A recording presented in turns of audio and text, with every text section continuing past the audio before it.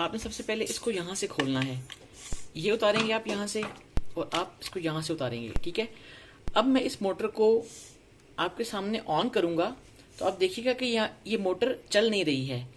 یہاں پہ آئیے, یہ دیکھیے, یہ دیکھیے, یہ اس کا میں نے شو لگا دیا ہے. ٹھیک ہے. اب اس کو میں آن کرتا ہوں.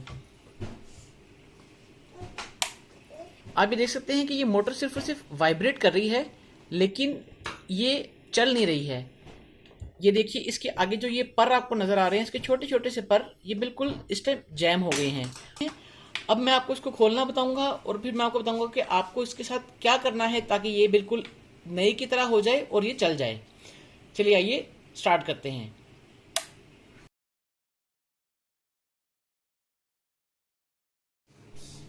آپ نے ایک اسکرو ڈرائیور کی مدد سے یہاں سے اس کو اٹھانا ہے. یہ دیکھیے اس طرح, اس طرح, اس طرح اور اس طرح. اب یہ دیکھیے, یہ اس کا جو فرنٹ کور ہے فین کا, یہ اتر جائے گا.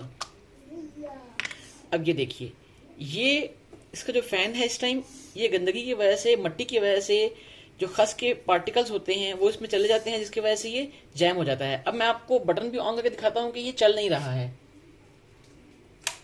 یہ دیکھیے, یہ اس ٹائم کوشش کرتا ہے گھومنے کی لیکن چل نہیں پاتا. تو اب ہم اس کو کھول کے اس کی ایچ اینڈ ایوری تھنگ کی صفائی کریں گے. اچھا, ایک چیز کا آپ نے خیال رکھنا ہے کہ اس کی یہ ربڑ ہوتی ہے وہ اکثر آپ کے ساتھ اس میں لگی بھی رہ جاتی ہے. اکثر آپ اس کو کھولیں گے تو یہ ربڑ اس جگہ پہ بھی لگی ہوتی ہے. یہ دیکھیے اس طرح. تو آپ نے خیال کرنا ہے کہ یہ ربڑ کہیں گم نہ جائے. تو آپ نے اس کو خیال سے یہاں پر اپنے پاس رکھ لینا ہے. اب یہ دیکھیے, اس کو آپ نے تھوڑا سا زور لگا کے پل آؤٹ کرنا ہے. یہ دیکھیے, اب یہ ہمارے پاس نکل آیا ہے. اب آپ دیکھ سکتے ہیں کہ یہ کافی گندا ہو چکا ہے, اور اگر میں اس کے اوپر ہاتھ پھیروں تو اس میں کافی زیادہ ڈسٹ پارٹیکلز ہیں جو شاید آپ ویڈیو میں نہ دیکھ سکیں, لیکن اس میں یقیناً بہت سے ڈسٹ پارٹیکلز ہیں. اب یہ دیکھیے, یہاں پہ بھی میں اندر سے دیکھوں گا تو یہ بھی سارا کچرا ہے, اور بہت نیچے بھی اس کے اوپر کافی کچرا ہے. اچھا, اس کے دوسرے اینڈ کے اوپر بھی ایگزیکٹلی ایسا ہی ربڑ لگا ہوتا ہے. آپ کو شاید ویڈیو میں نظر آ جائے گا غور کریں تو. یہ دیکھیے, اس سائڈ پہ نیچے ایک ربڑ لگا ہوتا ہے. اب یہ موٹر دونوں طرف سے ان ربڑز کے اوپر سٹک ہوتی ہے, اور جب ہم الیکٹریسٹی سے آن کرتے ہیں اس کو تو اس میں ایک میگنیٹک ایفیکٹ جنریٹ ہوتا ہے, اور جس کی وجہ سے یہ موٹر کام کرتی ہے. تو بس یہ موسٹلی جیم ہو جایا کرتی ہے اور بالکل خراب نہیں ہوتی. تو ابھی ہم اس کو صاف کریں گے اور میں آپ کو اس کو واپس فٹ کر کے چلا کے دکھاتا ہوں, اور یہ بالکل نئی جیسی ہو جائے گی. اچھا, یہ دیکھیے, آپ نے تھوڑا سا سادہ پانی لے لینا ہے اور اس کے اندر ہلکا سا تیزاب ڈال کے اس کو ڈائلیوٹ کر لینا ہے. بہت تیز تیزاب آپ نے اس میں نہیں ڈالنا.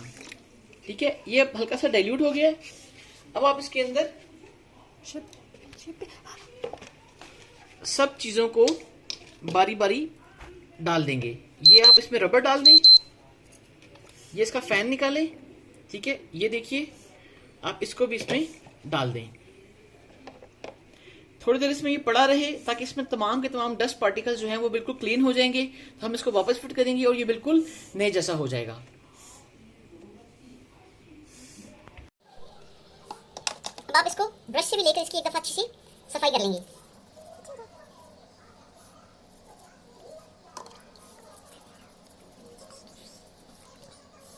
اس میں سے آپ ربڑ کو بھی نکال لیں, وہ بھی بالکل صاف ہو چکی ہے. ٹھیک ہے, اب آپ اس کی واپس اس کو پریس کریں.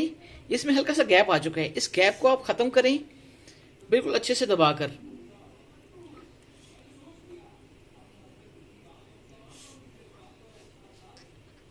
ٹھیک ہے, اب ہم اس کو اس میں واپس فکس کریں گے. سب سے پہلے آپ نے اس فین کو لگانا ہے اور آپ نے اس کو اچھے سے فکس کر دینا ہے اندر.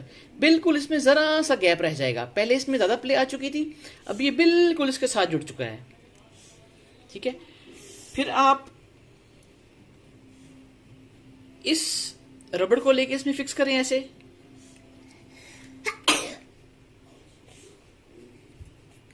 یہ دیکھیے, اس میں ربڑ لگ گئی ہے ایسے. اب ہم اس کے اوپر یہ واپس لگا دیں گے, لیکن اس کو واپس لگانے سے پہلے ہم اس کو ٹیسٹ کرتے ہیں کہ کیا یہ ایزیلی موو کر رہا ہے یا نہیں کر رہا ہے. یہ دیکھیے یہ بڑا ایزیلی موو کر رہا ہے.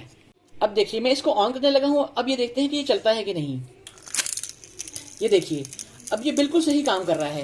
اچھا آپ جو اس میں ہلکی سی کڑکڑ کی آواز سن سکتے ہوں گے وہ اس وجہ سے ہے کہ جب ہم اس کے اوپر ربڑ یہ والی اور اس کا یہ کور فکس کر دیں گے تو یہ بالکل بھی آواز نہیں کرے گی, زبردست طریقے سے چلے گا کسی بھی ساؤنڈ کے بغیر.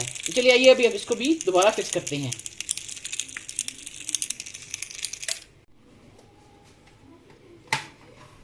یہ دیکھیے اب میں اس پہ یہ ربڑ اس کی فکس کروں گا اور ساتھ میں یہ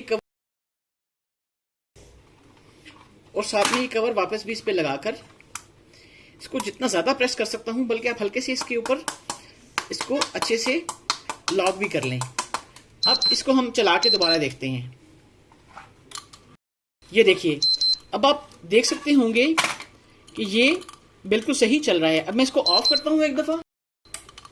یہ دیکھیے اب یہ اس ٹائم آف ہو چکا ہے اور یہ میں نے اس کو دوبارہ آن کیا, یہ اس ٹائم آن ہو چکا ہے.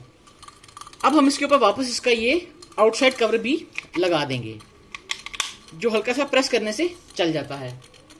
اب یہ دیکھیے پائپ کو میں اس میں واپس فکس کروں گا اور میں آپ کو یہ موٹر دوبارہ چلا کے دکھاؤں گا پانی کے اندر کر کے. پھر آپ دیکھیے کہ اس کی کتنی اچھی پرفارمنس ہے, بالکل نئی موٹر جیسی. یہ دیکھیے اس ٹائم میں نے موٹر کو آن کیا ہوا ہے تو اس کا بہت ہی اچھی تھرو واٹر کی آ رہی ہے. اب یہ دیکھیے گا میں نے یہ اس کا پائپ یہاں سے اتارا ہوا ہے. اب جیسے ہی میں اس کے اوپر سے ہاتھ ہٹاؤں گا یہ دیکھیے یہ اس کا بہت اچھا پانی کا فلو آ رہا ہے.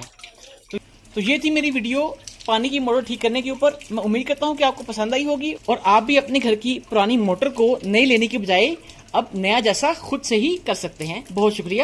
اللہ حافظ.